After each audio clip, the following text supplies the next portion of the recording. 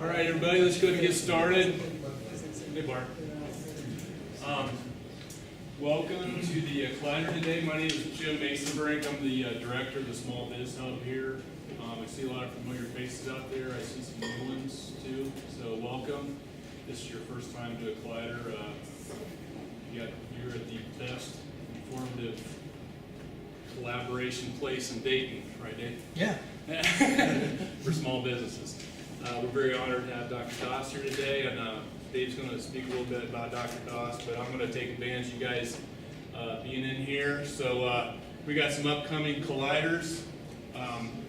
Obviously, we're here today for that first one, but the Dayton Defense got one coming up on the FBI counterterrorism. That's on April 22nd. And then there's also in the AFMC Small Business Office, there's a Hub Zone outreach event on the 26th. I don't know how many people the Hub Zone relates to here, but if you know somebody that has a Hub Zone business or is starting their own business, I'd highly recommend you pushing to that. Also, there's a proposal writing workshop at Wright State on May 4th. And then quality manufacturing, that's a cross promo also. And then trademarks and Collider, that's one of ours. Rand Rader from Wright State. It's a great name for Wright State, isn't it, Professor Rand Rader? But he's going to be speaking here for us on that. He's an expert in the field, so please come to that one. And then we have the start of a series here, the DCAA Accounting Audit Agency. So you have part 1 of 4. And then Mr. Gary Smith, he's going to be speaking on the UAS Collider in June. We haven't got a date on it yet, but I'm thinking probably like the first week in June. So after the week after Memorial Day. So we'll be doing that one. And then our connections. So obviously you guys are here through the meetup site. Keep looking at that site. Keep paying attention to what's coming. If you're not on that site, because some people get invited here, please sign up on that site so you can know the new stuff coming up.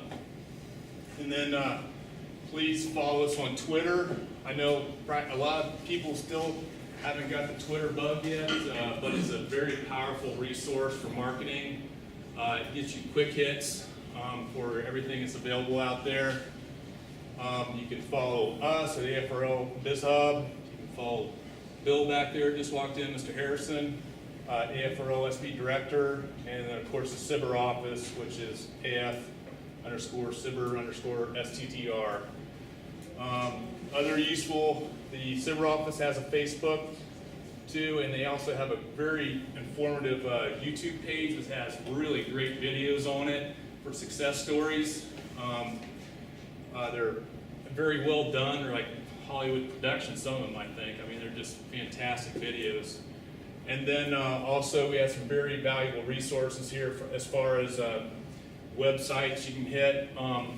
This page I know is kind of an eye chart right here, but I have hard copies right over here available for anybody that wants them on that table right over there.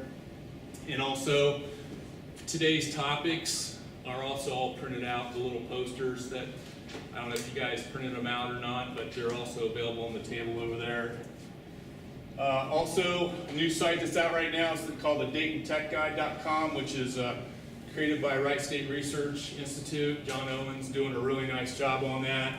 It's a very valuable resource for any business owner, really. But you can find any business in Dayton, surrounding areas, and you can also select like scientific and research, manufacturing, whatever you want to do, and it'll separate them out, which is a very valuable resource. And then my site's coming up here pretty soon. It's like 99% done. I'm probably gonna hopefully get it out here next week. I just have to have Mr. Harrison and a couple other people take a look at it before I announce it's go live. So. What I need from you, if you've not done so already, for historical purposes, please sign in at the laptop in the back. Also, please give us your feedback. You know, I need to know if you guys like this collider idea, if you didn't. If you didn't, I'll send it to Dr. Doss and just kidding. So, but yeah, it's very important. We need to know, you know, because I think we're a very valuable resource here. We really want to know that we're doing a good job or not doing a good job, or, you know, just tell us what we need you to do. And then if you have a collider idea, please let me know also. I need to, you know, it's not really easy coming up with ideas for all these colliders. I just want to continue to do the same ones over and over and over. So please let me know. And with that, I'm going to have Dave, Mr. Shady. Yeah. So, hi, my name is David Shahady. I'm the director of the Air Force Small Business Innovative Research STTR program for the Air Force. Wanted to tell you it's really a pleasure to introduce Dr. Doss. He's been one of my mentors for quite some time. I was his deputy in a few assignments ago, working rapid innovation, rapid reaction, and certainly learned a lot about, you know, about how to do things. You know, there's the right way, the wrong way, and then there's the best way. And so Dr. Doss taught me how to do things the best way. And one of the things that I think is really exciting is that you know, as time goes on, it turns out the Air Force SBIR program is the primary funding agent for Dr. Doss's program. So when I came back, he said I was finally useful and valuable to him. So that was kind of special too. I'm going to close with one final story just to give you a feel about, you know, Dr. Doss and I. You know, we were working together for about 4 years and spent a lot of time together. And one time I was having dinner over with him and his wife, and on the way he said, "Hey, if you ask me, you know, if we eat together, you tell her that we have lunch together at least 2 or 3 times a week." And I said, "We never have lunch together."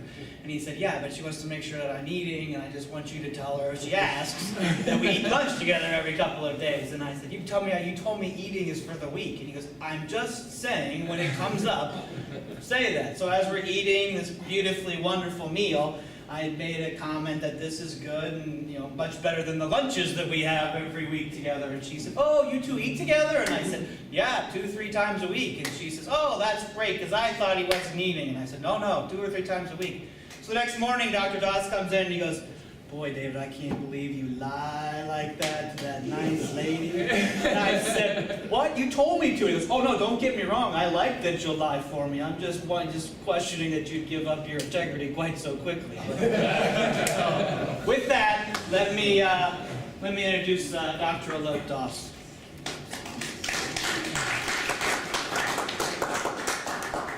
Thanks, Jim. David, Bill, I really appreciate the opportunity. Actually, I've had the opportunity to work with David for many, many, many years. And I'm always envious how nicely he dresses. You just saw him. That's how he dresses every day. And this is the best I can do. But thank you very much. And again, I'm assuming if you have questions, we can just make it that effort. Okay, great. So why don't we start? This is a program we started about a year ago. Took a fair amount of time developing what it was supposed to be. Number of interaction with the AFRL and Air Force leadership on its content. So we're constantly looking to improve it. Your feedback as well. Next slide. So what is the strategic SBIR implementation plan? So it's pretty straightforward. That as you probably know, AFRL implements the entire SBIR program, or Small Business Innovative Research Program, for the Air Force. So the entire package of SBIR funding to set aside by each agency for the Air Force all comes to AFRL, and Bill Harrison's organization, for which David now runs the SBIR program, they basically execute it. So a percent of that money, relatively small percent, is being set aside for what we call strategic innovation. And I'll go into what that really means.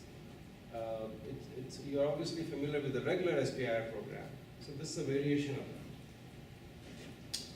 So the idea really is that, and I won't go into that part of the briefing today, but if you look around, there's some mega trends going on.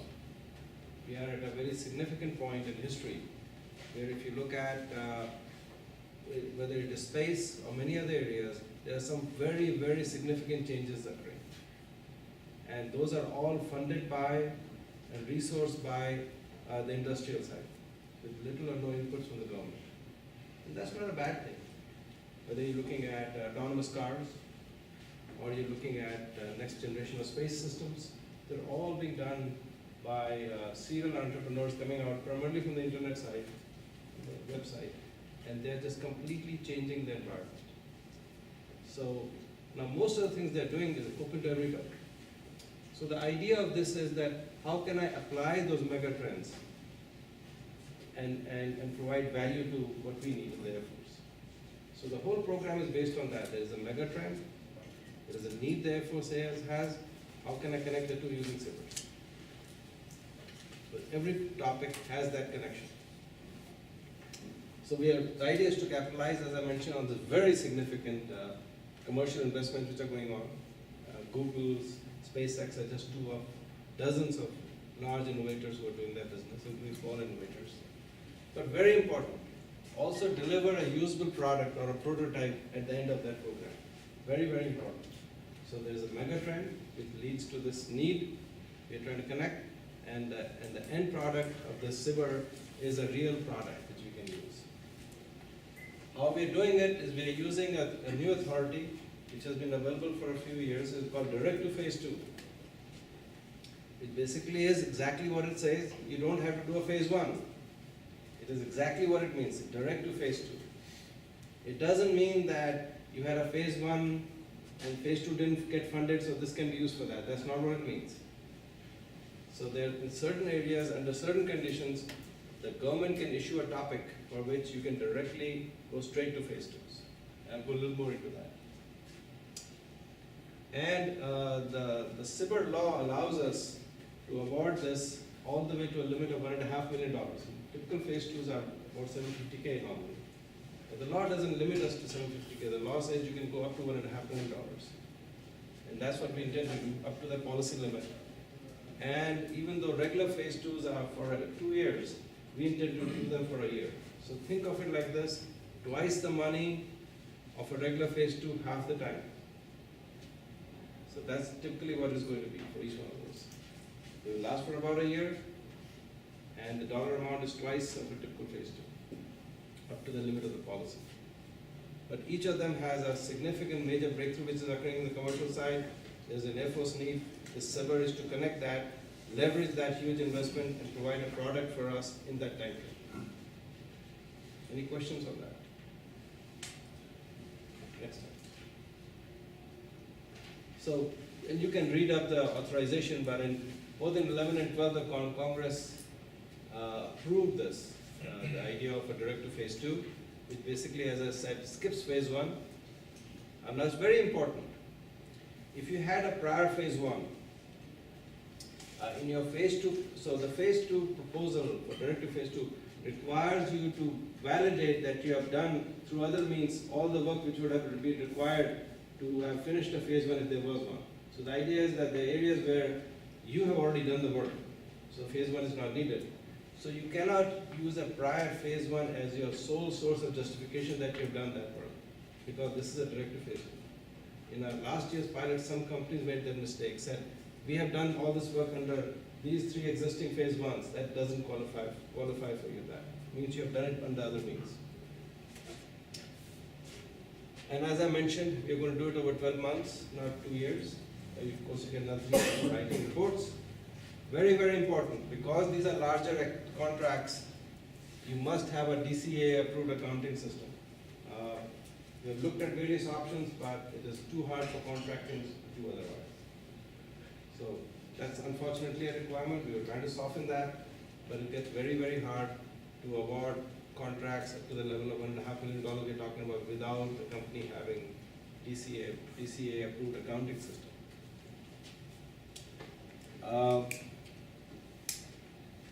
Proposal format is slightly different. Again, it is all very well laid out in the solicitation. The pre-solicitation has been already put out by the AFRL, the Air Force side, so you can go look at them. They were very nice to put it out even before the DoD puts it out. Please do read it carefully, because it is different slightly, and those things can unnecessarily disqualify you. So please do, it's all written there. More important thing, if you have questions, David Shady's office is here to help you. There's no other way to put it. They're here to help you enable. If you have questions, do call. And you can also call the TPOCs, the technical point of contact for each of the topic if you like. But if you have generic questions on how direct to phase 2 works, the best approach is to call the SBIR office.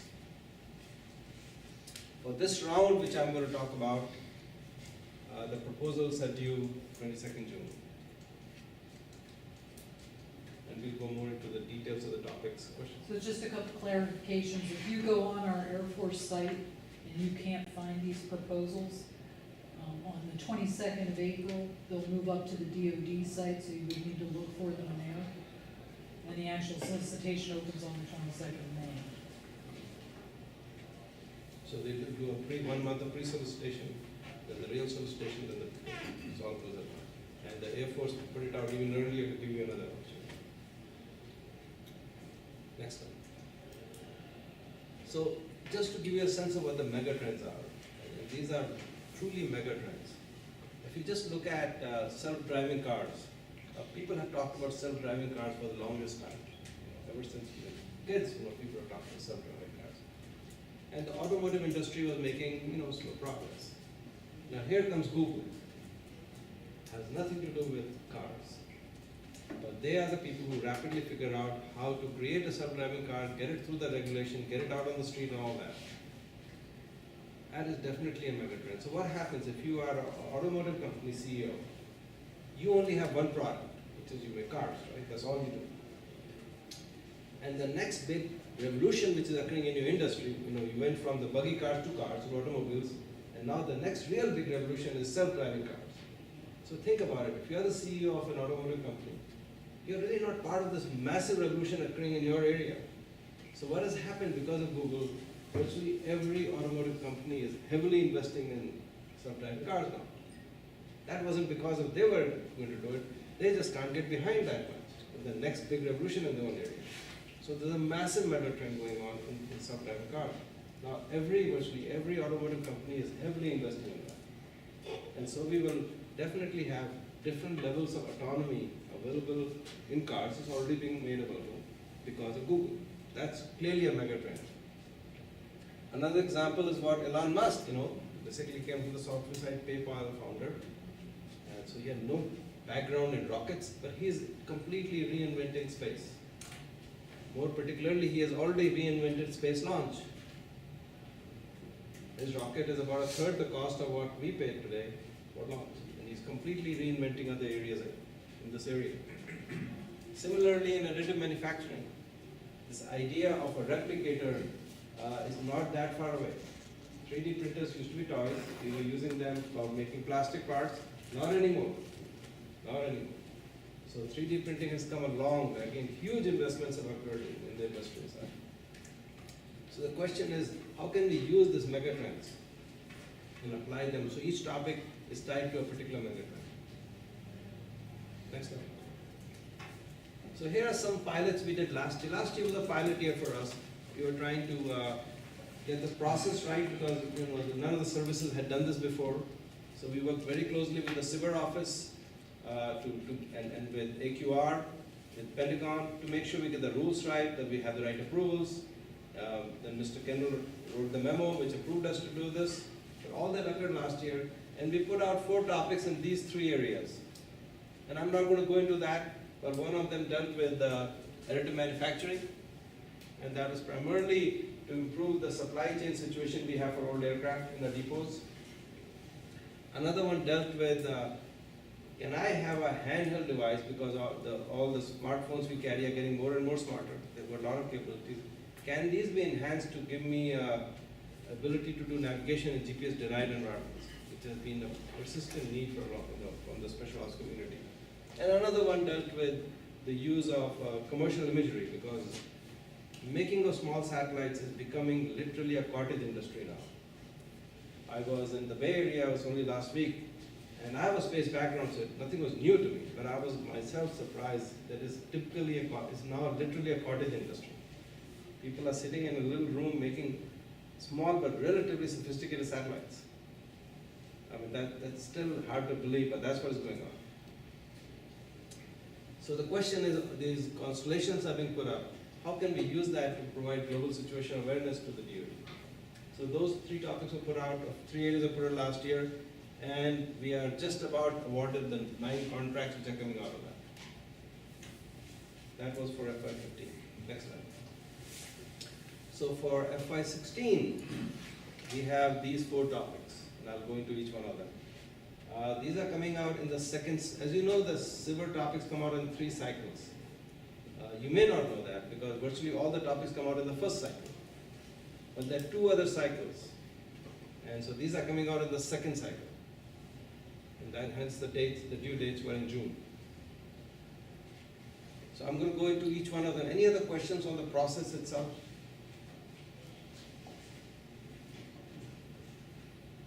Okay, let's keep moving. So I'm going to go into each one of them. So it turns out that Brendan Poland, who's sitting right here, he's the TPOC for the first topic. He's in Rome, and we'll be happy to answer questions that you may have as we. New York.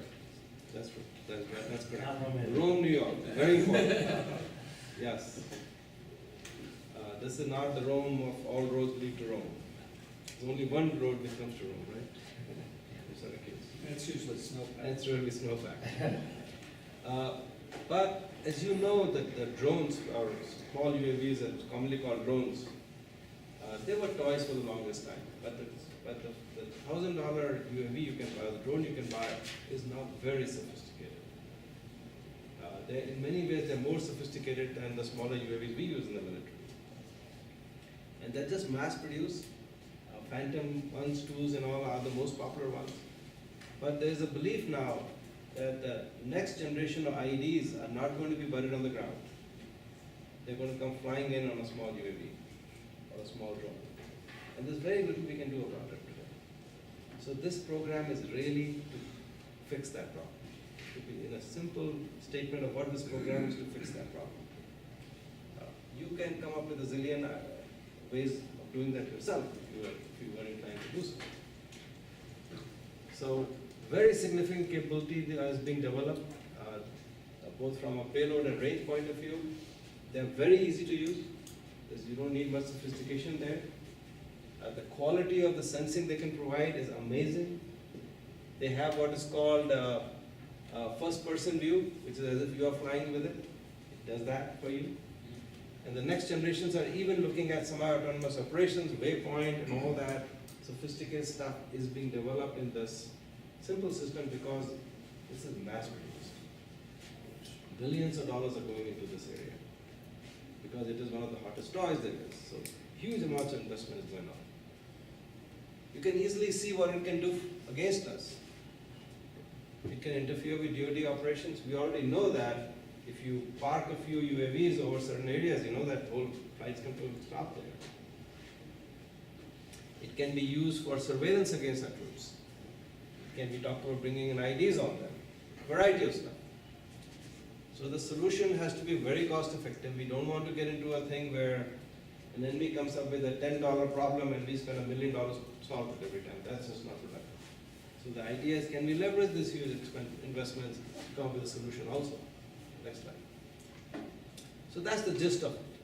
As I said, Brendan is the POC or a TPOC for this, is to really to develop a system that can detect and defeat what we call Group 1, Group 2 systems, which is the DoD terminology for less than 55-pound class UAVs, to determine during flight where they're coming from, what is the trajectory, are they threatening, and if they are, to mitigate the threat. To mitigate the threat can all the way be from sending them away to actually bringing it down without damaging it. If you have damaged it, that's fine. But the idea is the less damage it is, the more we can do diagnostics on it and see what is really going on. And more important, because the Air Force bases tend to be large, we want to be able to make sure that the solutions we come up with can be scalable to larger sites and also scalable to multiple UAVs coming in. Any questions on that? Did I hear right, you want both detection and Correct. So detection is a key part of the problem. Now, in this topic, if there are only certain portions you can do, that's fine. You can the topic allows you to do that. But clearly detection and nutrition are both parts of the overall problem. Now, in any case, we are looking, whatever you do, we are looking for an end-to-end solution. These are not necessarily that I'm going to advance a particular sensing technology, so it's very different kind of SBIRs. So think of it an end-to-end solution. Like many SBIRs, you are taking a particular system and you're trying to advance it some. It is at certain TRL level, you're trying to move it forward. Or you've got a new phenomenology in mind, you're trying to improve it further. The goal here is more of an end-to-end solution. So a little different mindset from classic SBIR. So you're relying on existing stuff, you're relying on existing technology, you're packaging in a different way to provide an end-to-end capability. Another question? Number of group 1 systems you're looking to intercept? I mean, from a detector standpoint, the swarms of UAVs, numbers of UAVs. I mean, we're not assuming that there is a massive swarm coming your way, but it may be more than one. Okay. I mean, most of the time we are seeing onesies coming in.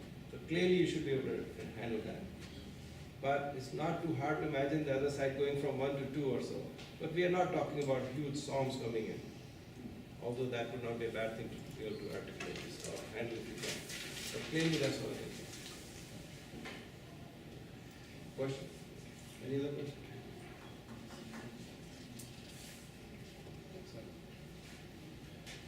And we can come back to these topics later on if you have questions as we move along. Next slide. Now I'm going to move on to the second topic, which deals with completely different areas. So these are 4 completely different areas. The second area deals with the business of space catalog. As you know, the DoD provides a catalog of space objects, which are available at different levels of classification, as you probably know.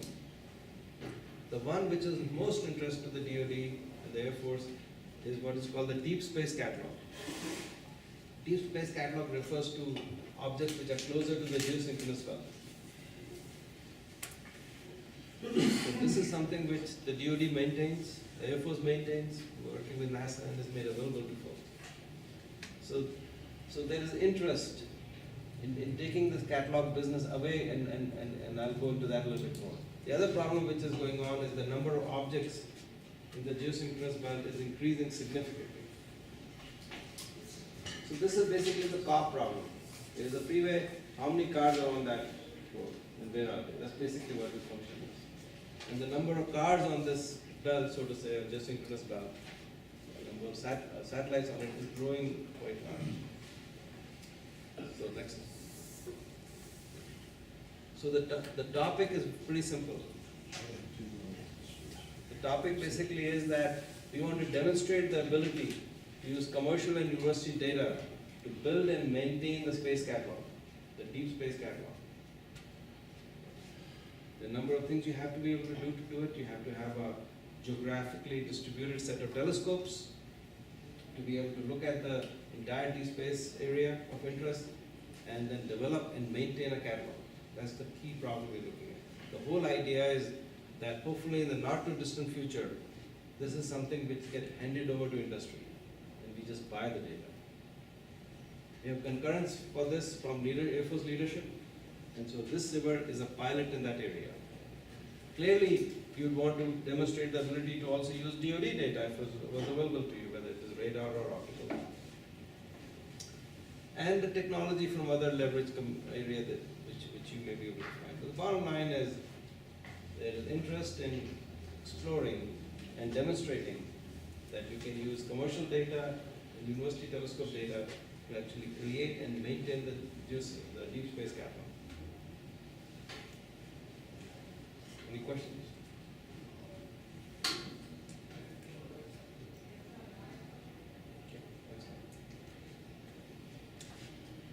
Third topic is again completely different from the other two. This deals with autonomous air operations. So if you look at the literature which is available, you hear a lot about loyal wingman idea where basically there's a manned platform and there are unmanned platforms going with it. There are also a lot of ideas about delivery of swarms of UAVs we have talked about. So there are a lot of CONOP which requires us to deliver a whole bunch of swarms of UAVs. So there is interest in the DoD and the Air Force of exploring unmanned delivery systems. Because some of the areas where that action is occurring, a manned delivery system may or may not be appropriate. So can we have unmanned delivery systems to deliver whatever it might be? The kind of things that we are interested in delivering is of course swarms of UAVs, smaller UAVs, and then serve as a command and control node for them. Because those small UAVs, first of all, can't go very far. Secondly, they don't have the power and comm bandwidth to reach out too far, so this UAV could serve as a command and control node. It also allows us to operate in areas, in denied areas where manned operations like this may be harder to do. It also enables what I call hub and spoke operations for air delivery. For example, so if you look at how all commercial delivery systems, commercial companies are dealt with, if you look at FedEx, any of them, they do what is called hub and spoke operations, where the big aircraft go from hub to hub, and from hub to spoke, which is your house, a little truck comes. Those are typical hub and spoke operations. So hub and spoke operations are most appropriate for routine delivery. The DoD really doesn't do that. We basically go from hub to hub. It will be the equivalent of FedEx flying away a house and dropping the package. So in certain areas, now that is appropriate in many cases, but in some areas, you could do hub and spoke operations. So that is another thing, to the unmanned platform, do the spoke from hub to spoke, so that be done by an unmanned system. So clearly the vision documents which are coming out from Air Mobility Forces is talking about that. Next slide. So the goal of this topic is very, very simple. We want a robot, not a robotic platform. We want a robot which can effectively sit in the seat of where the pilot sits and fly the plane. I mean, this is the simplest way I can explain it. I'm not talking about converting the aircraft into a robotic aircraft. I'm talking about literally a robot which will sit in the seat, it will manipulate the flight computer and look at the screens just like a human would, and they will fly the plane. We have surveyed this area. We believe the technology has been developed to a point when this thing can be done. We expect an end-to-end system to be developed, and the demonstration will occur in a realistic cockpit simulator. There are very sophisticated cockpit simulators available today, and a demonstration will be done on that. The type of aircraft we are looking at are definitely not jet aircraft. We are looking at a Cessna class of aircraft. And the topic actually goes into some of the ones we may be interested in. But very, very important, it's not to convert an airplane into a robotic plane. Is to create a robot which can sit in the seat and literally fly the plane. And we believe technology has come a way where this can be done. Question? Yeah? So what's the motivation behind that? Is that just to try to have a agnostic platform that can fly in the airplane, or is that? A number of things. I mean, think of it, if you did have an ability to do that. A robot is fully reprogrammable. It's a question of software download and telling it what the situation is. You could have it fly virtually anything. And there are many environments, as I've mentioned, where a manned platform is not effective because of the risks involved. So the UAVs routinely fly in areas where we would not fly a manned platform because of the risk profile for unmanned systems and manned systems are different. But are you trying? I mean, I used to work for a contractor doing design UAVs, and I guess my thought was, if you take the cockpit out of the airplane, you take a lot of weight out, you add more capability. Obviously, you take the human out, your G load and all that goes up. So my question is this really to basically fly an unmanned platform? It's now a manned platform is an unmanned platform. That's what I'm talking about. I'm not talking about modifying the plane. Yeah, okay. That's your gist, that's what So you're I'm trying to do. pointing out that you made no changes to the airplane. Okay. So not that you're making it optionally piloted. Optionally piloted aircrafts are completely different beast. This is no change to the airplane. Instead of the pilot sitting it, a robot sits and flies it. So tomorrow, if a command needs to fly it, that's totally fine. You have made no changes to the airplane. Okay. So I'm not talking about taking the cockpit out, I'm not talking about anything like that. I'm talking about no modification to the airplane.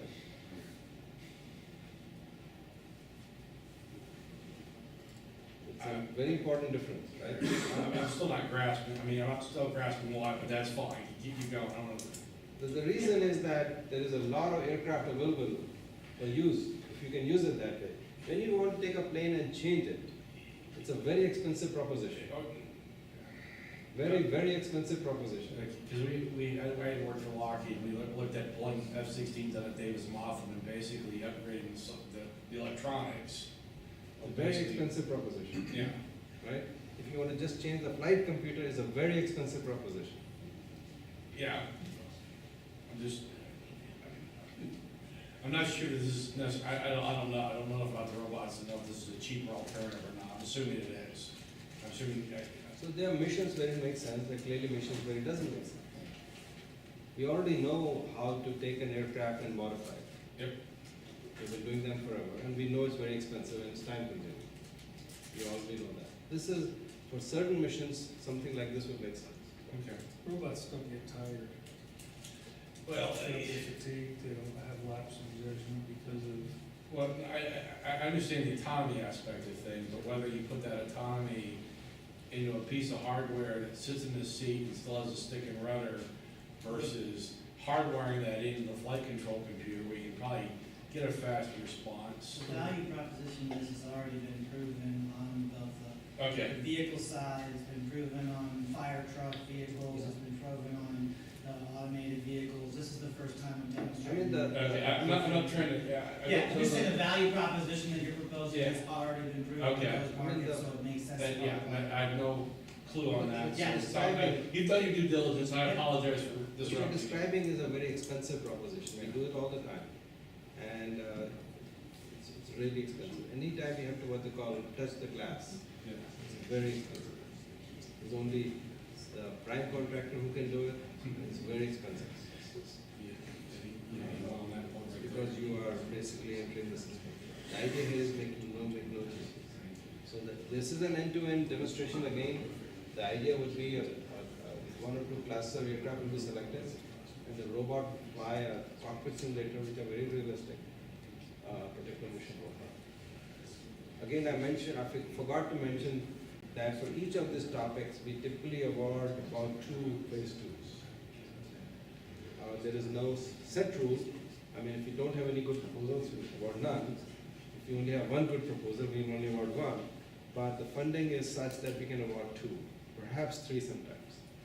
Question? And is it the same for, as in a regular SBR, that the percentage of small business and number, small business, like the small business has to do X percentage of the work? Yes, the rules are exactly the same. Oh, excellent.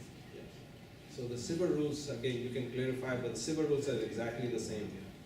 The prime is a small business, and the percent of work they have to do is exactly 51%. I believe that's it. You want to add to Yeah, that? that's right. Yeah, so basic rules don't change, except that directive phase 2 allows us not to do a phase 1, and then, of course, we have enhanced it by going all the way to the limit of $1.5 million and doing it over a year. Next one. Okay, the final topic, the 4th topic, deals with missile field operation. As you know, we have 450 Minuteman III nuclear missiles over 3 states. Basically, they're spread over thousands of square miles. You have to obviously, these are Minuteman III nuclear missiles, intercontinental ballistic missiles we're talking about. They require monitoring, security of the launch facilities. There are regular convoys which occur, which take the device out of the missile, take it to a repair facility and back.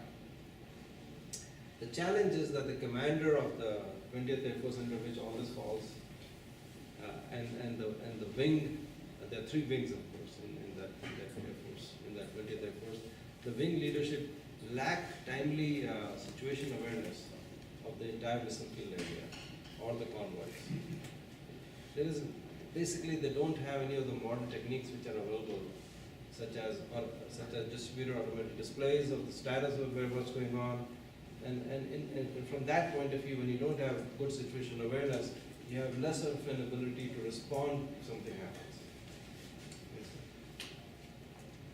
So this topic is really to fix that. The topic area really deals with, can I create a centralized command and control system for a 20th Air Force missile wing that, of course, leverages the existing communication systems which are there and the new ones which are coming online, and provides them with a common operating picture of what is really going on. Of course, it will have to integrate legacy C3 systems and equipment. It will have to have enhanced human-machine interface and an environment so that you can quickly assess and respond. So think of it like a modern mini command center. Again, these topics allow you to work on pieces of it, but in each of that, we're looking for an end product. The goal being that when we get done, they will have prototype command center. Question? Since we're assuming to use legacy C3 equipment, do you know if whatever the companies develop will have to go through an IA accreditation process in order to connect to that legacy equipment? Yeah, so this deals less with the actual the command and control system itself, because the team which is developing that will work with this team. So this deals more with the how do you present data from command and control? What does that mean? How do you really structure an environment like that without just making it a bunch of computer screens like you have normally? So it's more of that and how to integrate that data into information rather than just display the data. So yes, so the IA portion is not of the critical portion, it's really more from an information point of view. How do you display, how do you look at human interactions? How do you provide information to them from a decision point of view? So currently, they have a lot of test labor involved. They pull several different databases across that are hosted at different places in the country. And they have somebody pulling that data together, fusing it. They want to automate that process so that the collection, using those same sources for information, but integrating it and fusing it in real time so that you don't have that slow man in the loop. Right now, they get an update on about a 24-hour basis. So the key thing is that It it's really not, needs to be a lot faster. it's not a science thing from how do you integrate things. It's more of an end product. So in all of these projects, there is the goal is that there is an end product that comes out, a prototype end product that comes out. Question?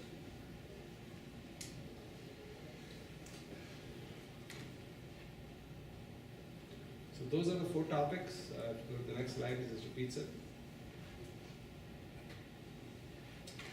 We will be doing typically 4 to 6 topics a year. This is really our second year. Last year was a pilot year. Mainly to refine the process, get things right, certain things went well, certain things needed improvement, so we're doing that now. We hope to do basically 4 to 6 topics every year. Each topic will start with the megatrend, and in each one, I didn't go through the megatrends, but each one has a megatrend, and that results in a particular Air Force need, and the SBIR is to fill that gap. Questions?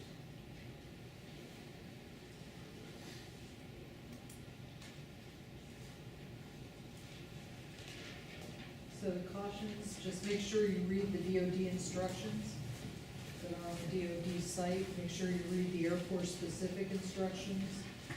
Watch out, even if you've done this civil work before, we have changed a few things. So watch for that. Follow the instructions and good luck. Very, very important. The instructions are slightly different.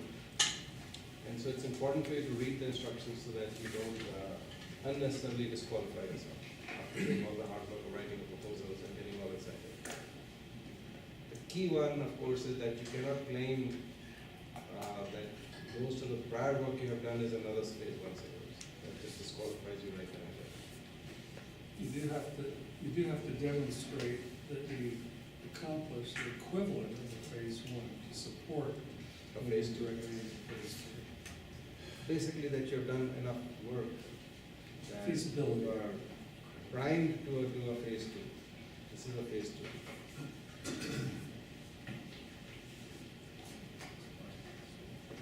Just some people signed in on WebEx. Do you have any questions? Yeah, they're up there. None, thanks, Jim. That was very informative, thank you. I'm good, thank you. Any other questions I can answer? Just to clarify, the low-cost autonomous air operations are the end, and the low-cost autonomous robot is the means to that end. So robot can be done, used for many other things. But yes, the goal of that program is basically a robot which can fly a Cessna class airplane.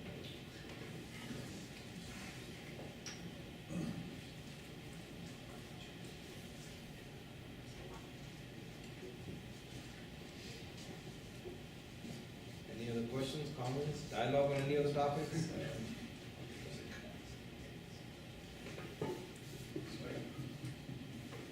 On the robot, is that all aspects of flight, so takeoff, Yes. VFR, IFR, whatever? Yeah, I mean, the key portions of the flight are very important. If you're able to take off, you're able to fly, you're able to land. Now, certain things where, you are communicating with air traffic controller and all that is of less importance here. You're trying to show that the robot can do the basic issues of the flight. Not just, you hand the robot level flight and it just manages that.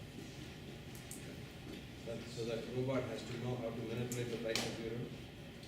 That's a key part of flying of those planes, they all have flight computer. The robot has to read the dials and use that information. It will be a particular class of plane, so you know what flight, all those flight computers are very similar. What flight computer it has and what the situation with dials. Any other questions? It's not fully articulated. For the drones ones, are you assuming that the drone is in communication with a pilot on the ground or some sort of control on the ground, or are you assuming that the drone is autonomous? You can have both of those. So both of those things, so you want to cover both of those. Usually there's somebody who's flying it. But you can imagine that next situation where the drone is autonomously being sent over to a particular point. There's much more quieter. So it is flying, but there could be a command and control link to somebody flying it or maybe not. Okay. But usually you have somebody flying it. Usually today that's the situation, somebody flying. Enjoying the view and flying the plane and flying the UAV and causing panic in other places. But that can change. And it's full day-night capabilities, so we can. Correct. So I mean, again, in anything like this, you start somewhere. You're not going to have the complete end state right in the beginning. For example, the robot pilot is not going to fly, high-performance jet fighters, obviously. We're looking at those systems. Similarly here, we don't expect the counter-UAS system to handle every situation possible, but the most common ones. And the most common UAVs which are being used are Phantom class, which are commercially available. Those are the most popular quadruples. But that doesn't mean those are not the only ones. Brendan, you want to add anything to that? Just explain in detail, so obviously those are both issues. Yeah, is it equal interest in the defeat mechanism as it is the tracking? Whatever piece you attack, you would like an end-to-end solution.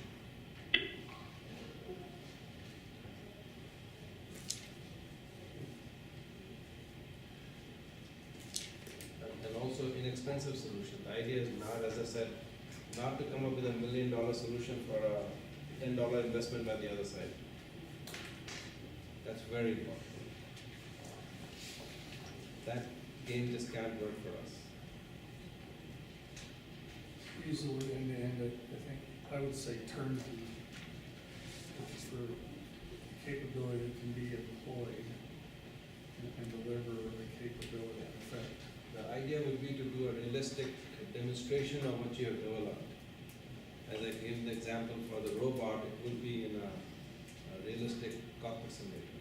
Those are about as realistic as they get. That's how we train pilots in. So the idea would be that the robot will have to fly. It's not really flying a real plane, but those are pretty close. Similarly, for counter UAS, we will have, for testing, we will have our own drones coming in as bad drones. So your system will be used against them. A little more easier than flying a real plane. So we will have phantoms come in and other planes come in to test your system out. Whether it is a detection system you created or something which can capture it or shoot it, whatever you may have to do. Since a lot of these are an end product, what's the classification level? Is it up to secret or? Classification level always depends on the topic. So in this case, I believe 3 of the 4 are unclassified. The 4th one will require the company to have clearances, and the topics actually spell that out. That one is the command control. center. The command center, the topic number 4 requires the company to have a clearance. The other 3 do not. TS.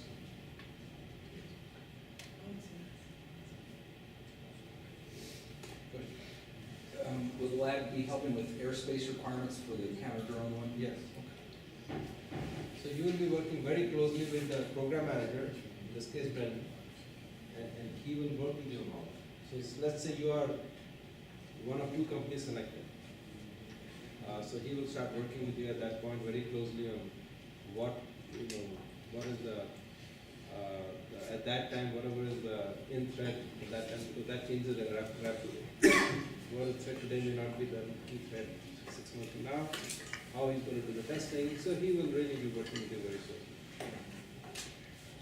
Where the testing might occur, what will happen. I mean, the end of the day, at the end is we want you to succeed, obviously. So he will give you as much information as he can and work with you.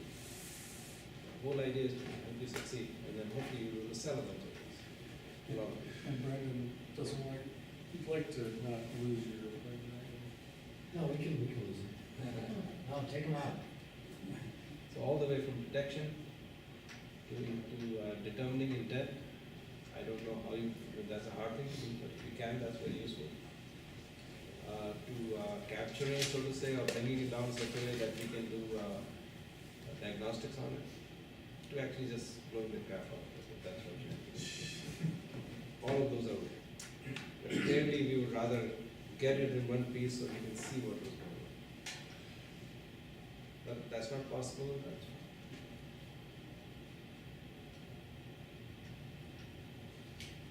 Other questions, comments? Any of the topics?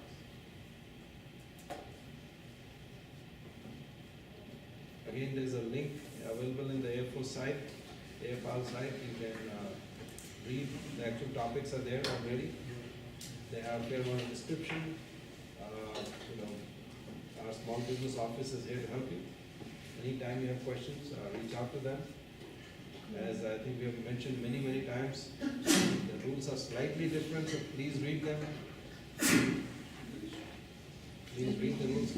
And you can openly talk to the TPOC during the Air Force pre-release and the DoD pre-release, but as soon as it releases all the way on the DoD site, you'll have to submit any questions through the CITES process. Correct. So very important. DoD. You are at a stage where you can call the small business office or the TPOC and ask all kinds of questions.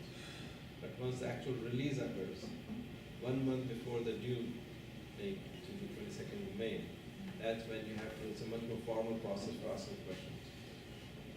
Right now, not that. So the window closes on 22nd of May. That's when the solicitation opens, it's 22nd of June at Now, when does the window for open dialogue close? The 21st. 21st of May. of May.